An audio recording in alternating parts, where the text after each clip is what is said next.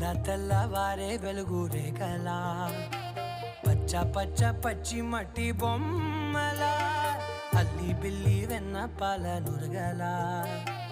అచ్చ తెలుగు ఇంటి పూల కొమ్మలా